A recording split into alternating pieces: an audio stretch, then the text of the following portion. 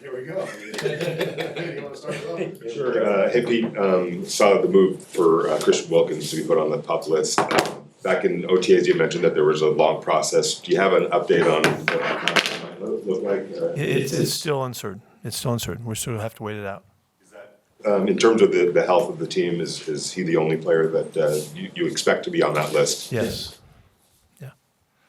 What's the latest with him? He should be ready to go. We're going to look after him, make sure that we do it right and breaking him in, but he's ready to go. What are your expectations as you guys get ready to start practices for training camp tomorrow? What are my expectations? Well, we want to make sure and pick up where we left off. And so we're going to go back and make sure that we capture all of the installation that we did and the kind of the mode that we are in and the mentality that we're in, and then move from there. I don't want to take any steps back, in that regard. So we'll go back to what we installed. And then my expectations are about as high as they can get. There's no limit. We're going for it. We're going to see how far we can take our club, and we're going to do it one step at a time. We're just going to see how good we can be. And that's going to be, all phases, put this team together in a really balanced fashion where we have what we can count on both sides of the football and in the kicking game, and then play to our strengths. And there's a lot of information we have to gather still. We haven't been in pads at all, so the game hasn't even begun yet. So that's why camp is so crucial, and particularly in a first-time camp. You got to find out a lot of information about our guys. Coach, obviously a lot of people are familiar with how you do things in Seattle with practice and training camp and USC, but what is like a competition Wednesday and things that you like to do, from a training camp perspective? How does that translate over to here, and how do you see that looking here? You either have a philosophy or you don't, and we got one. We got beliefs, and principles that guide us. And so I'm not altering those much. I'm staying true to what we know and what's been successful for us. And everything is always moving and adapting to some extent, and the people make it different. But the expectations and the standards that we're setting are going to be as high as we can make it, and that's how we've always done that. And so we're going to take it as far as we can, as quickly as we can, and we'll see what that means. You were an active observer last year, rather than being where you are right now. What does this mean to you that you're back? That's good. That's good. That you're back in this role. Well, I don't know how clearly I've stated it to you, but last year was really valuable to me.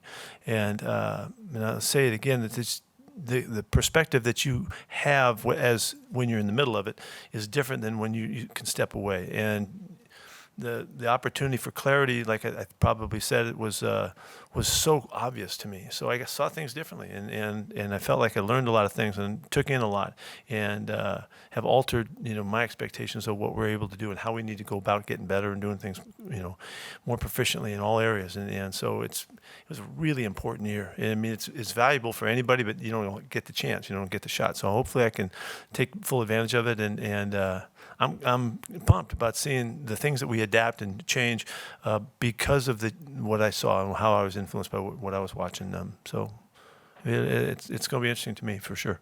What's the biggest change you've seen in the year you were away? The way that we set our expectations, really, and how clearly we can adjust the expectations that we set out for our guys. There's nothing more important for our guys than being a good teammate.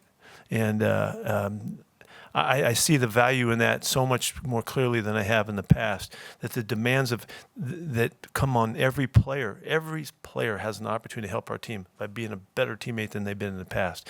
And that's all that goes into that. That's how they give to their effort, how they give to their learning, how they give to what they do on the field, how they give to their teammates, and what they're willing to show and back up and support and help each other and all that. It's just such a interesting part of this that's a little bit different for me now. I just see it differently, and so that's been an emphasis since the moment I got here.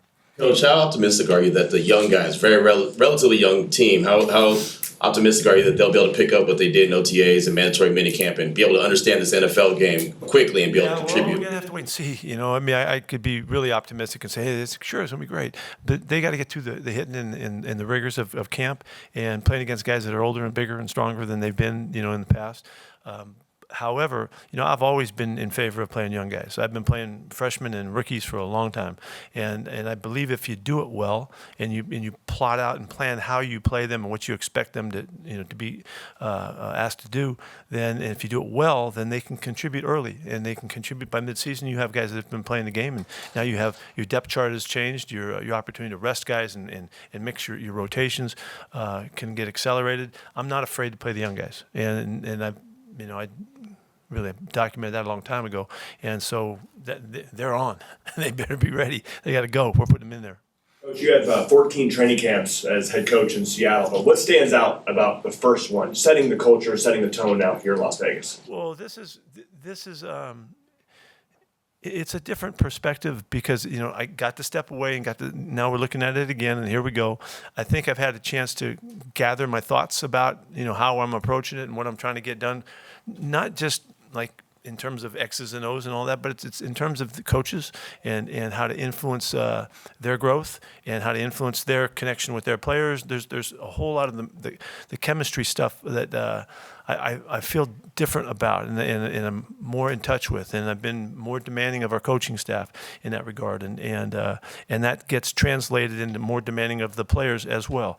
And we've got to find ourselves. We got to figure out who we are, and that's that needs to be guided well. And so it starts with me, and then the coordinators through the position coaches have to do a tremendous job of figuring out what they can bring us with the players that we have. And so it's a big process, and it might sound kind of loosey-goosey on that thought. This is specific science to me, man. This is working and figuring out who these players are, what they're all about, what they bring, what they're willing, how far they're willing to go, and can we translate who they are as they learn our stuff and make it come to life. So it's a fascinating process. It really is. I'm really pumped about getting in the middle of it now. We know competition is kind of the theme that you've preached all throughout this, but as we start this camp, is there a position group or some area you're looking at that, I'm really excited to see how this shapes out this camp? I don't have like more excitement for one than the other. I mean, I'm jacked about the whole thing, to tell you the truth. But we have to gain a lot of information about our guys up front on defense, for sure. We've got to make sure that the offense comes together with what Gino's really equipped to do. We've got to find out about Ashton, see where he fits in, find out about D. Thornton and Jack, and see where those guys can contribute. And on the defensive side, there's a lot of new guys, and I'm really impressed with what Landon Roberts has brought us in terms of leadership and kind of guidance and mentality and all of that. And so we're kind of feeding off of him a little bit. I'm anxious to see how that spreads. Devin White and with Jermaine coming in, those guys at the linebacker spot, it's a pretty exciting group. There's a bunch of hard-nosed, tough guys, and I want to see how they affect the rest of us. Let me just keep going. I'm fired up about the back end. We're really athletic, we're really fast, and we're big, and it's an impressive looking group. I can't remember ever having a group that looks more impressive than this group. My guys will be pissed at me that I said that up north, the old guys, but it's the truth. These guys are big and fast and really hungry to make a mark and all, and how we blend that together is what a defensive coordinator, defensive coach dreams about. And this is going to be an exciting challenge for us. Obviously, most teams come out of training camp feeling pretty optimistic, but when throughout the process of training camp, how well are you able to gauge when you look at the past seasons with Seattle, how good your football team's going to be, or do you still don't really know until you get there? It depends. When you have known facts and factors, you're bringing guys back that you've had for 3 or 4 years, then you have a better sense for what level you're at. We're in a newer level of this, and we're an entry level really, figuring everybody out. But the guys that we've chosen, the guys that we'll continue to bring in to push everybody through the competition. This competition thing we're talking about is real. You'll see us. We'll continue to be very active in making this as competitive a camp as we possibly can. So I think that we, I think we've really got something to look forward to. Everybody should be pumped about it. Coach, what intrigues you most between Cam Miller and Aiden Okonell, looking at their skill sets and the competition that'll unfold there? Well, I think we got a good chance to see Aiden, and he's impressed our coaches. His learning ability, his understanding of the game, his poise in handling situations. We've been through a bunch of situations already in the off season to just tax them and let them show us, where they are. And Aiden did a really good job. So we see some real strengths in him. Cam's just getting started. He's just getting rolling. Coach, what excites you most about having training camp here in Las Vegas versus, in previous years the Raiders have had it elsewhere? Well, I like that it's closer to the fans. It's closer to our people and the people that are going to support us. It makes it more accessible. We're going to make camp as accessible as we can to our people that want to come see us. And so the invitation is out there, for what we can accommodate. But I just think it's important for us this first year to be connected as much as possible to this, our fans that live here. So we'll see if we can make a nice relationship with that.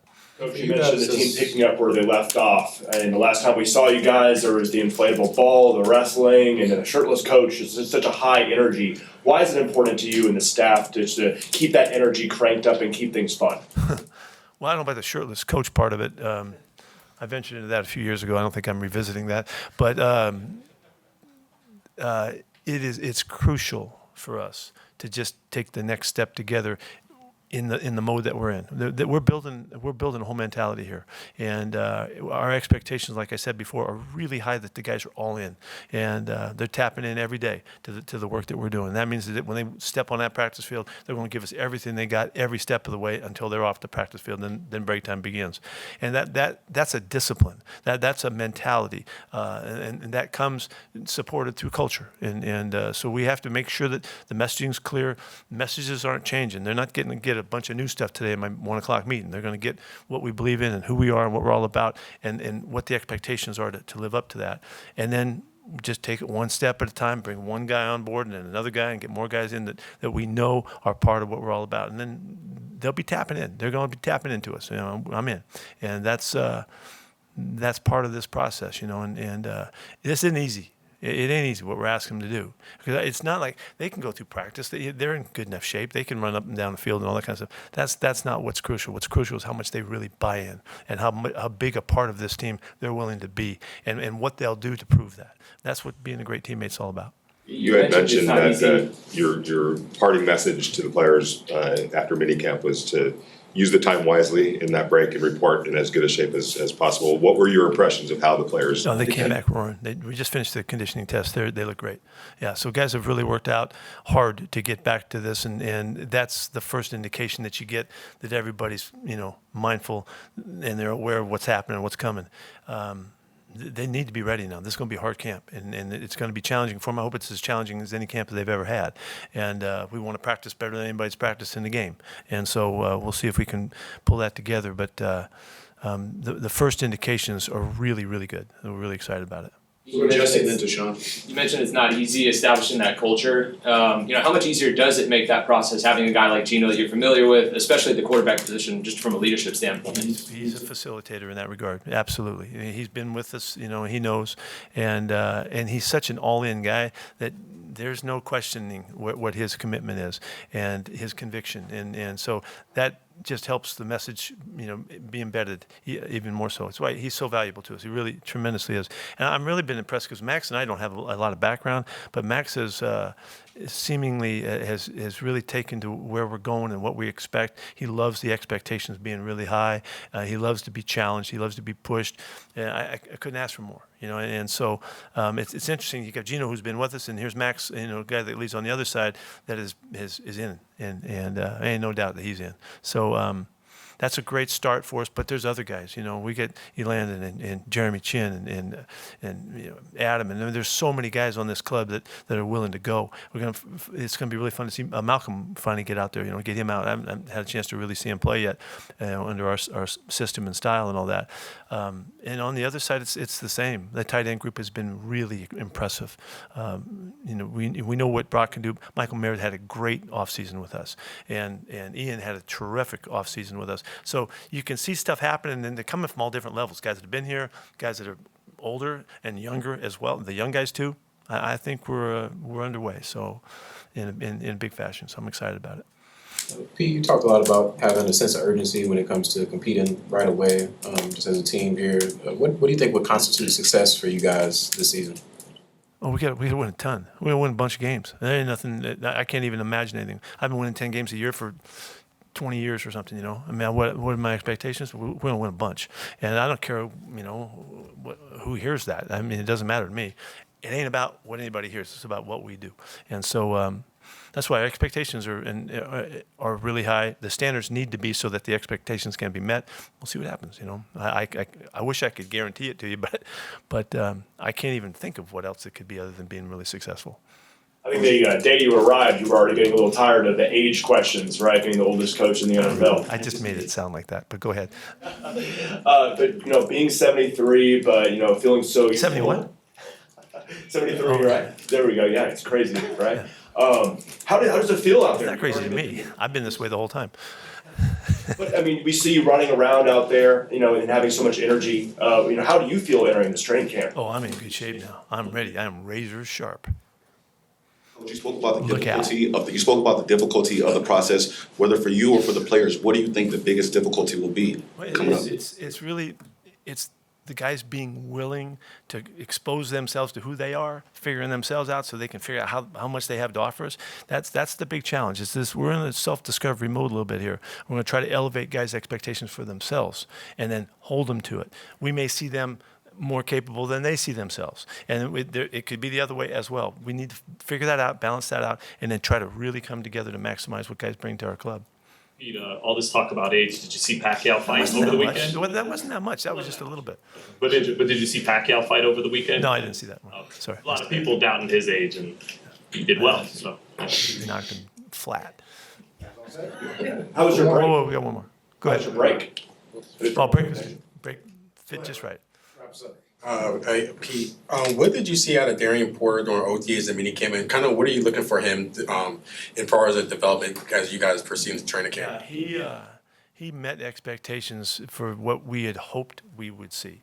He's got tremendous speed. He's got a natural sense about him as an athlete. You know, he was a receiver, and you could see that he's got receiving skills.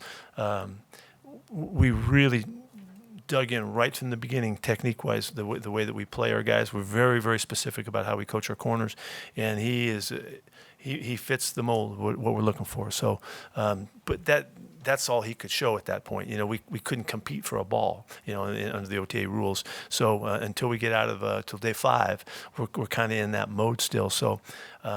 He'll have his opportunity to show. He's going to get a lot of work. We're going to try to wear him out, and so that he gains as much as he can, as fast as he can. He's wide open. He's clear. He accepts the information. He communicates really well. I mean, there's no issues there. So I think the sky's the limit for him. Coach, you talked about expectations a few times. How would you summarize what the standard is around here under you? As high as he can get. I hope it's as high as he can get. I'm expecting these guys to be freaking great every day. Coaches every day. Pete, jacked every day, and that's the way we're going to go about it, and to maximize the opportunity that each day brings us. And if we do that really well, then we start stacking days, and before you know it, it's mock game, and then, you know, here we're going to the first preseason game, and away we go. So it's really we can only do it one step at a time, though. You know, we want to always leap out there and try to say what it is and what's going to be. I don't know that. I just want to make this next thing we do. I got a meeting at 1:00. I can't wait to get to and kick this thing off and get it rolling. So I'm trying to convey that to them. That's all we can control is the next step we take. So we'll see if we can do it. Thanks, guys. Thank you.